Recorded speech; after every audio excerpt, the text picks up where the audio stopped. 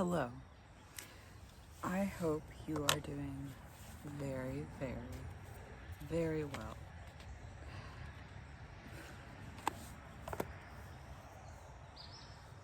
Nor Susan. So, I'm just having a day in the woods. The dogs are hitting it really hard.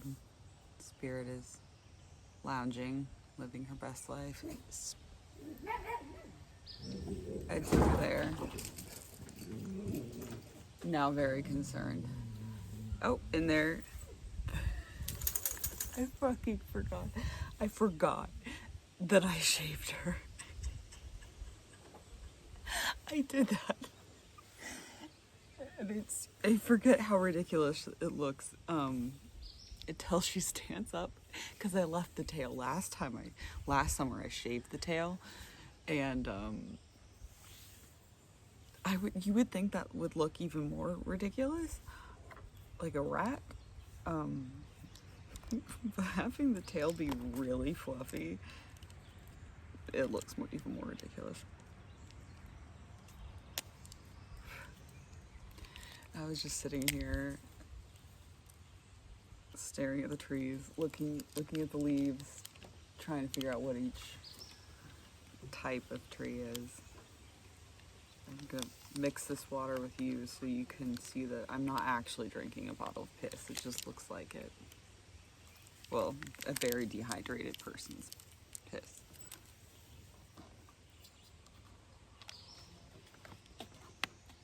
I'll get to Susan in a minute, okay? Just there's a little method to my madness. This is barely. And I was thinking about just how many just random animal stories that I have had, that I've accrued over my life. The newest one happened during the Patreon live stream. Whenever Amanda was here, we were sitting right over there, each of us in one of these chairs, and oh god, sorry, I'm gonna get situated first. Anyway,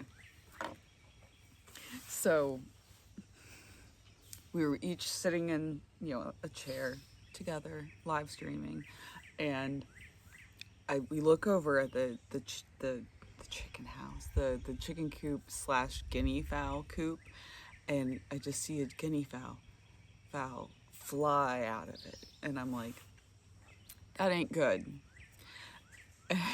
Because they're not supposed to be loose. Guinea fowl are very hard to catch. They're like little ostriches. Anyway, and then I saw a chicken fly out of it, and I was like, I'm gonna need to abandon Amanda at this live stream and go see what is going on over here. So they're flies.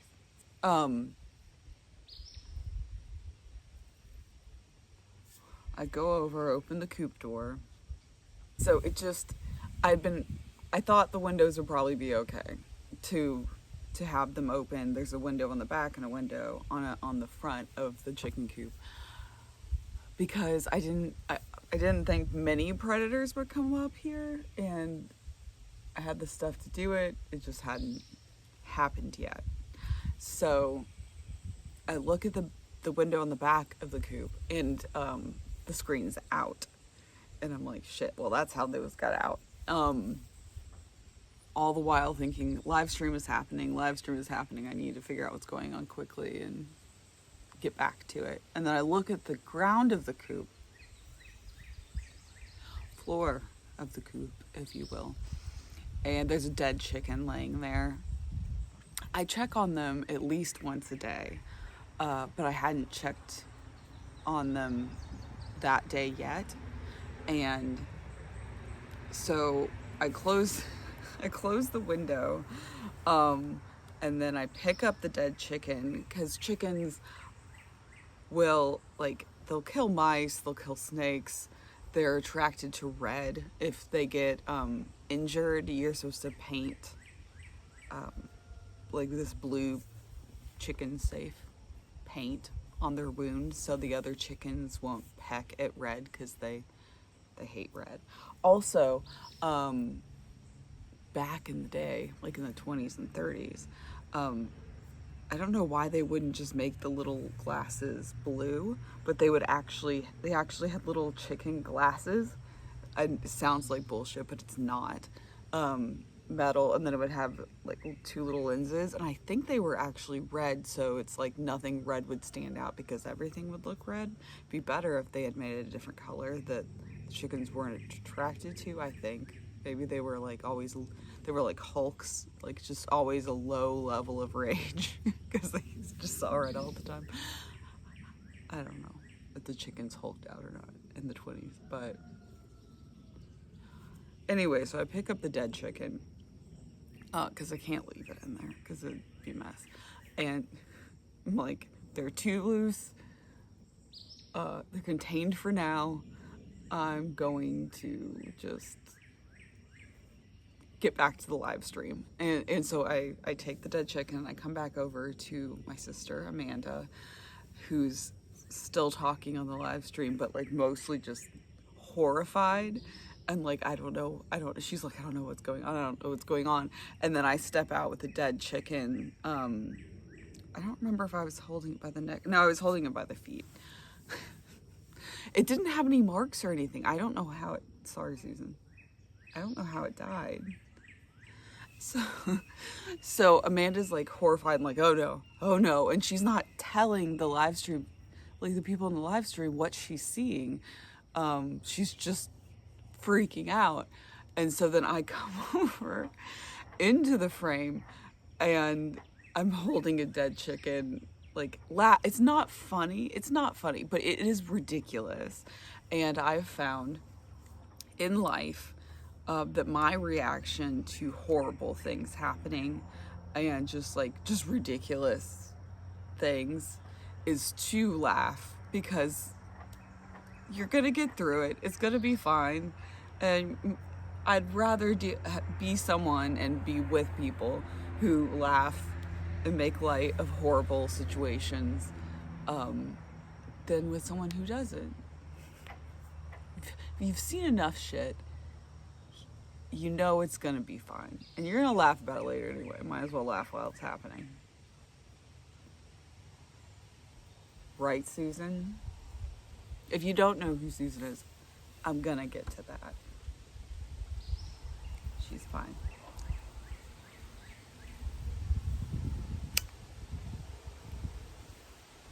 Anyway. So yeah, the timing of it all, and being during a live stream, which of course it happened during a live stream, the things got out and I found a dead chicken, and then we had a funeral, like a Viking funeral pyre for it that evening. It was very successful. Chickens are very flammable, apparently. I mean, the feathers. But it was very hot before we added the corpse. So it was just like nothing. Susan's like, why didn't you do that to me? Because you're special. Susan, you bit me, so you deserved this. Plus, you died of natural causes.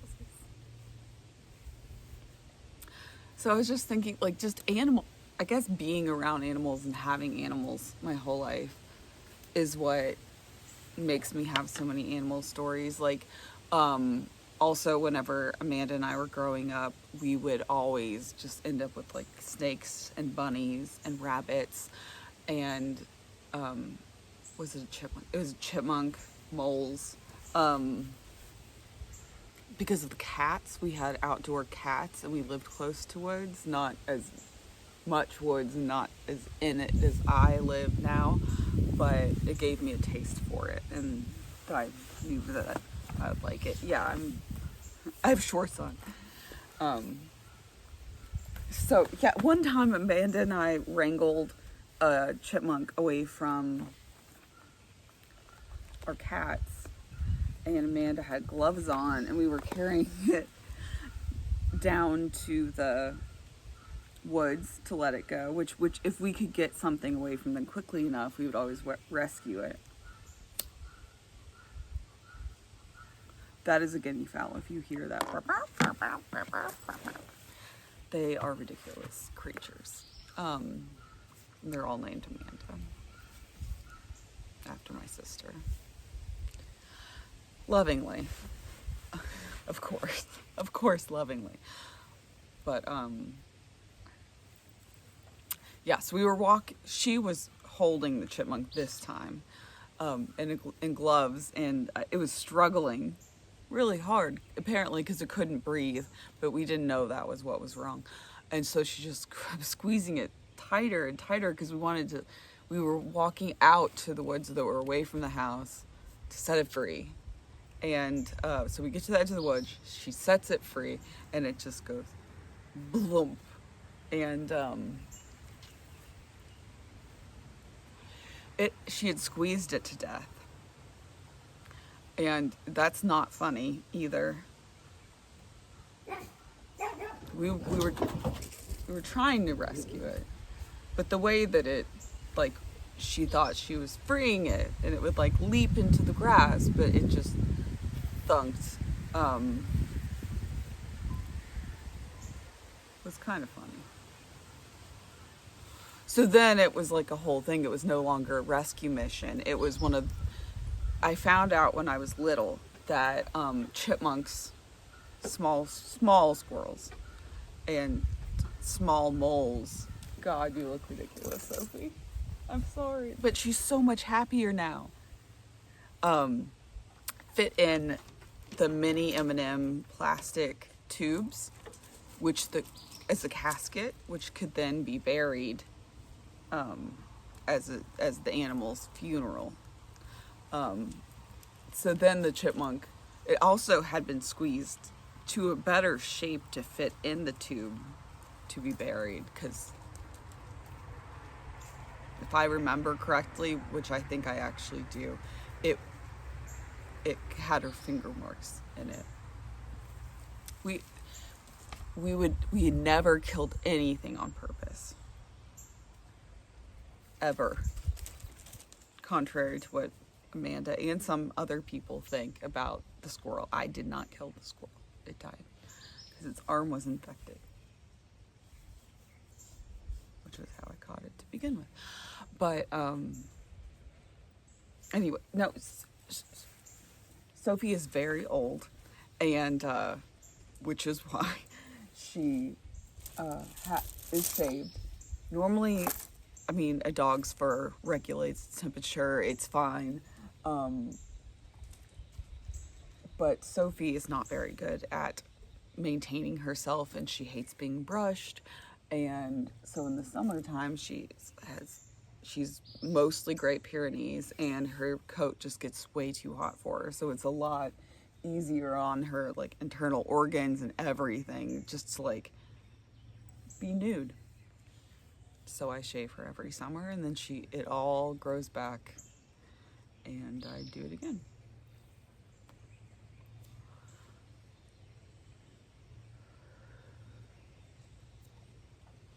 So I was thinking that my story with Susan is one of my favorite animal stories that I have, and all this went down, what do you think, like 3, maybe 4 years ago, where the dogs in the backyard of my old house had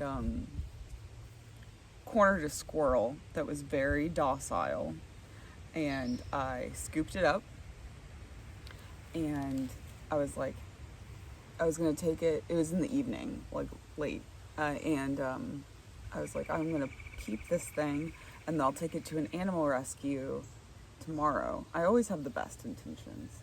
Actually, that was glitter. That's Halloween orange glitter from whenever I put a witch hat on her, like a year or 2 ago, for decoration. But so I'm holding her in a towel, and I'm like, how often am I going to have a squirrel to make a video with? Probably not very often. And well, I also made a video with a possum that I caught and there really are a lot of animal stories. The possum that I caught in my attic at my old house too. I should just put out the have a heart trap every once in a while and just catch an animal, make a video with it, and then set it free again. That would be kind of funny. Anyway, me being who oh, that's how I got the guinea fowl and chicken back, because I used the trap, and even the chicken was amazingly heavy enough to trip the trap, so I got those back in. So I only lost the one dead chicken from that escapade, and I think it was either a fox or a weasel that got in and killed it, because everything else I read was like those are the two main things that'll kill something, and not like completely ravage it, because it didn't have anything on it. Anyway, so Susan, so I started making a video, just chatting with you as I do, with her in my lap wrapped in a towel, and I like showed it, and then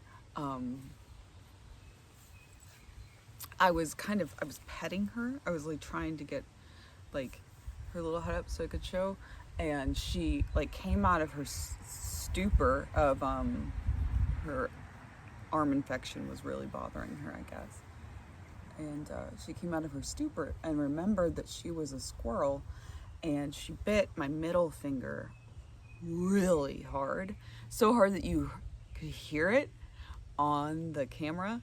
And so that video exists. It's years back in the channel. And so I was in pain, and I've actually just reacted to it by going, ow. But it was really bad. But by that time it was really, really late, and I was like, I'm not gonna like rush to an ER or something. Like, I'm gonna soak this in peroxide. It cracked my nail, which eventually grew out again. But I was like, you're not sleeping in the house tonight. You're gonna sleep wrapped in a towel in this patio chair, and then if you're still here in the morning, then I'll take you to the rescue, because I'm not very happy with you right now. And so in the morning I woke up to a horribly infected, like throbbing, large, cracked nailed finger, like, and I was also kind of like, shit, did this like crack my bone or something? So I went to the emergency room and had to tell them what happened, which like all of the doctors and stuff were like coming so I could tell the story like again, and then like another doctor would come up, and so like all the doctors would be like, you have to hear this. And I was like the squirrel girl, which if I had any what is it? It's not self-respect. I have self-respect. If I gave a shit about what people would normally be embarrassed about, it probably would have been terrible, but I thought it was funny, so it was fine. Yeah, so they thought that was hilarious, but they were still concerned about my, finger. And also the main reason I went there, other than the pain and the bad infection, was that I was like, fuck, I don't want to get rabies, because there's a vaccination for rabies, but once you, like, if you have to get it within so many hours of being bitten by something that's rabid, and it, like, if you actually get it and it progresses, you die. Even today's day and age, there's no, once it starts showing symptoms, you're done. So I was like, fuck, I'm gonna have to get all those rounds of rabies shots. I did not know that squirrels can't carry rabies. And so the doctor told me that it's something about like their body temperature either being too low or too high. Possums also can't carry rabies. So there are no documented cases of a human ever getting rabies from a squirrel. And, so she was like, you can get the shots if you want to. It seems like your lifestyle might mean that you should. I didn't tell them all the animal stories. I probably should have just gone ahead and gotten the rabies vaccination. I think it lasts five years or something. Anyway, I really should now, now that I live in the woods, but that's neither here nor there. I keep bumping you.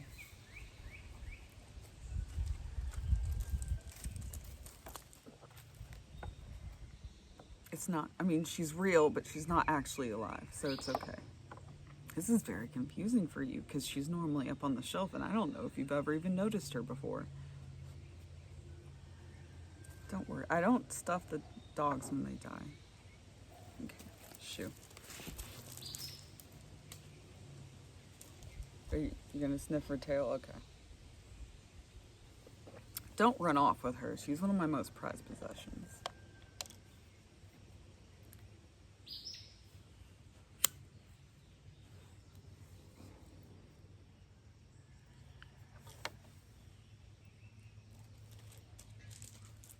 Okay. You're good, Susan.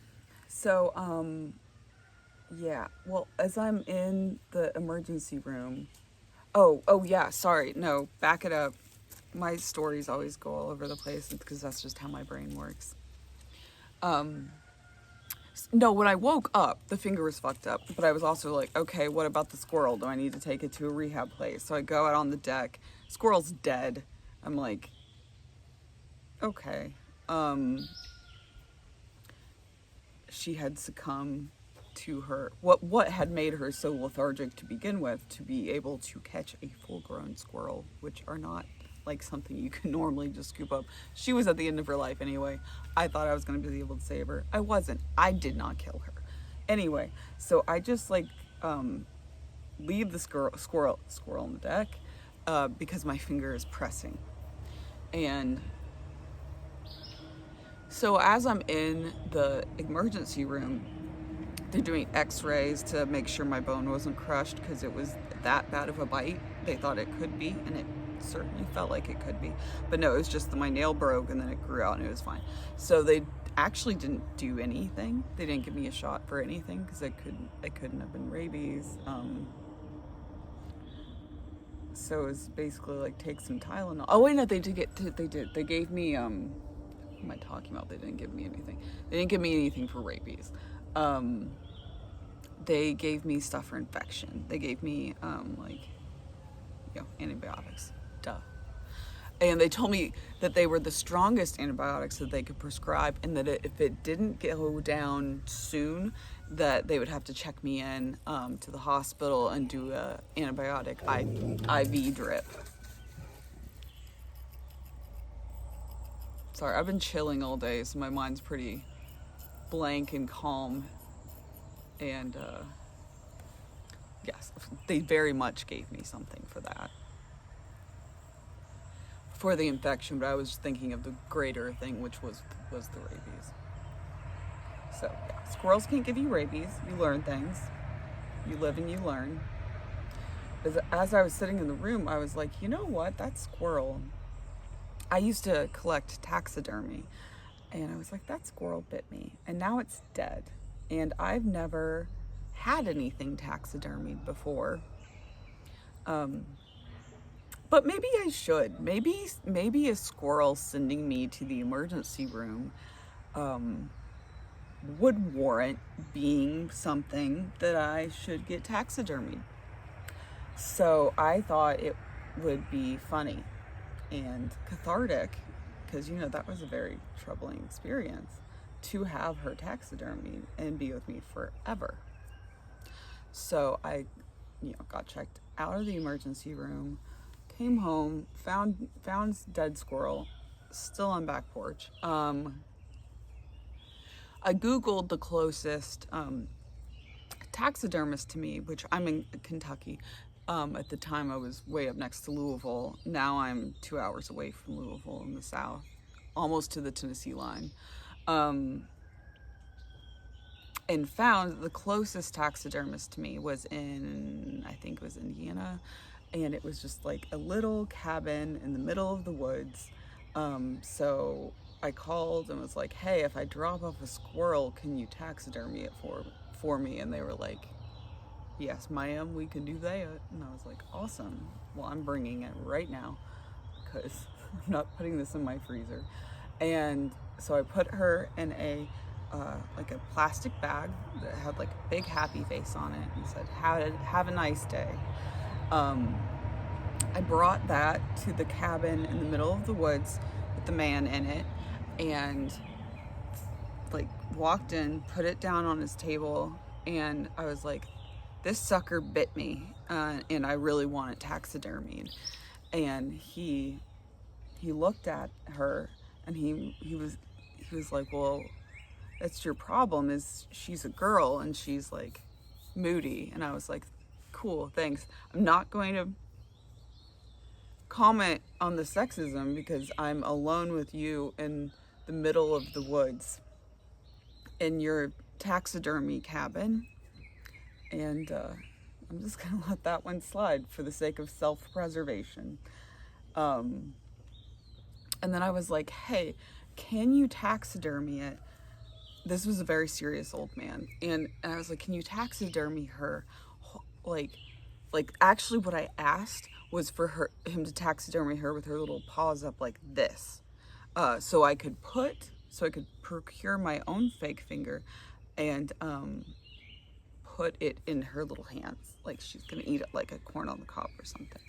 And he was like, yep, I can do that. And then, like, you know, I picked that she would be sitting up like this. I picked the wood plinth she makes a little rocking sound, that she would be on. We took artistic license with the moss and everything.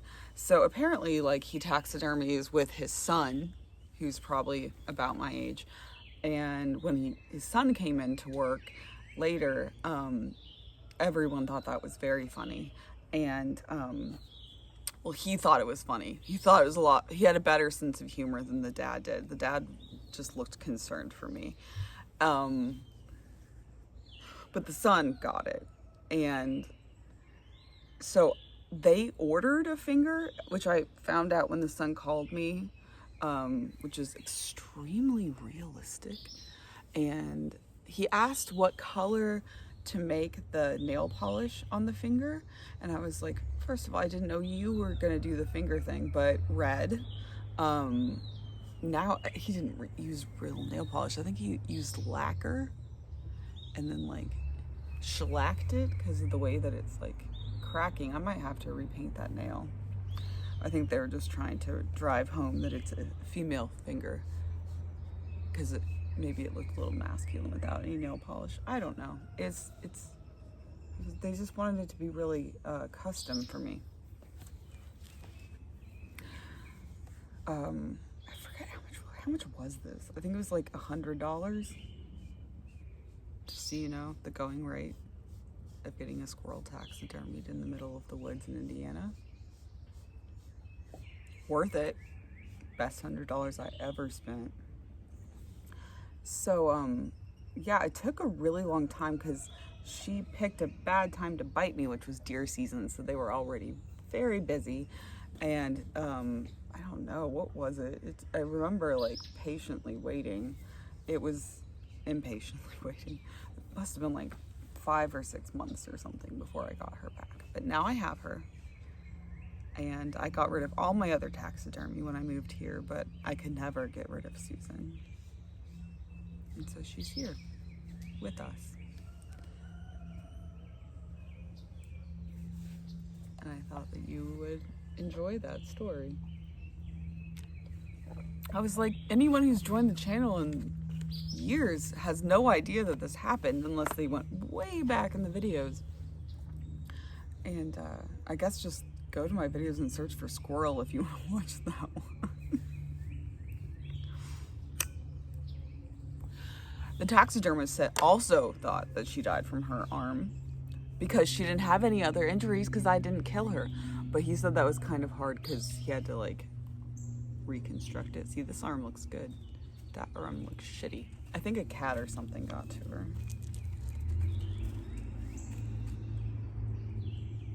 Spirit. Yeah, I guess, yeah, you would have never really been close to her. She's just been up on a shelf all the time. Don't try to do anything to her. I'll taxidermy you if you hurt Susan.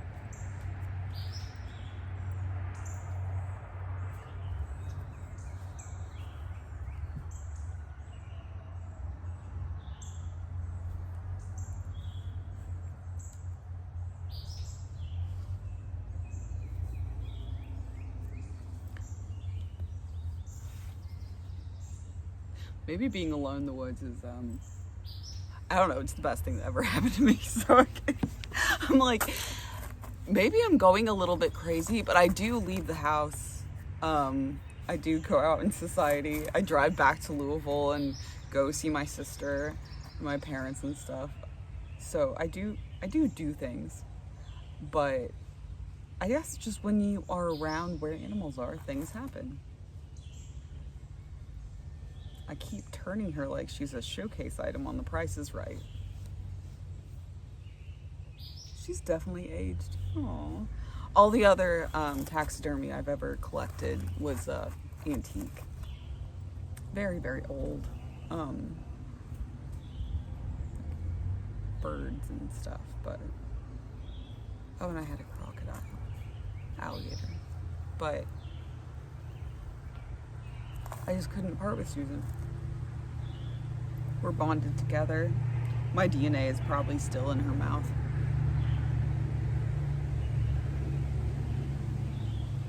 And you get a canned air and dust her. It's hard to dust fur. Which I guess is something you would never really have to try to do unless you specifically had taxidermy. Because even like a fur coat or something would be stored in a closet. It's a unique problem, needing to get dust off of fur. But she's had a Santa hat on over the years. She had a little witch hat. Sometimes I decorate her. Keep her festive.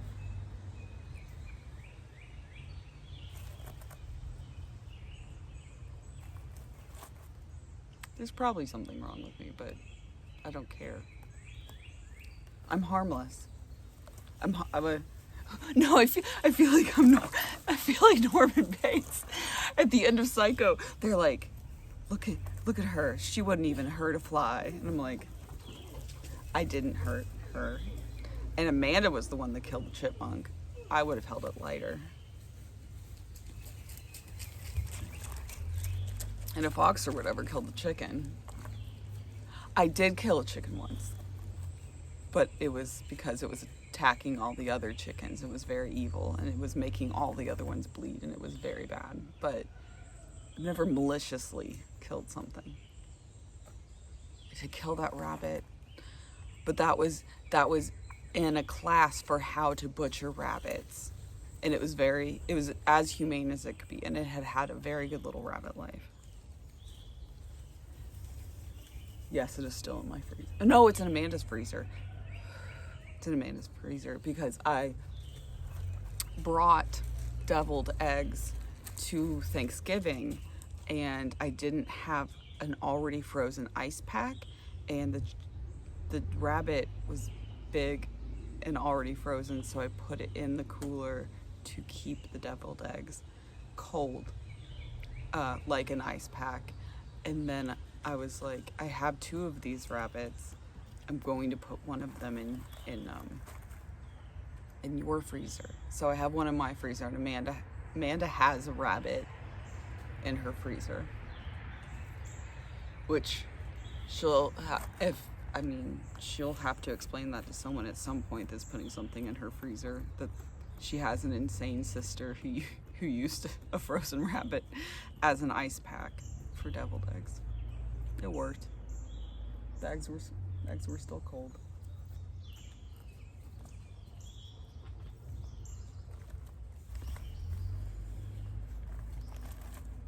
Born and raised in Kentucky.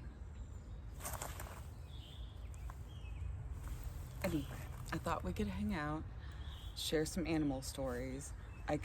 Sorry if you already knew the Susan story, but it's a pretty damn good story and worth telling again.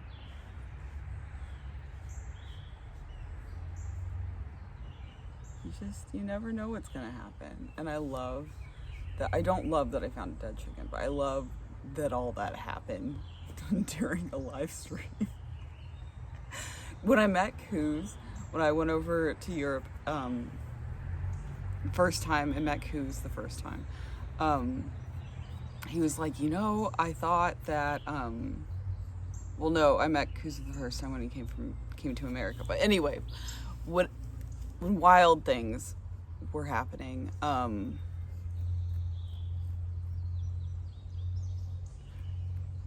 sorry, I was thinking of something else.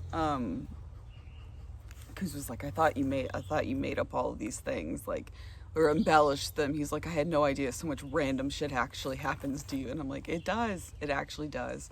So I've said that's why I'm delaying the trip to Europe that was going to happen this summer to next summer, so that maybe the political climate might be a little better, and hopefully, and shit happens around both Amanda and I. And I just don't need to be like arrested in Germany or something right now.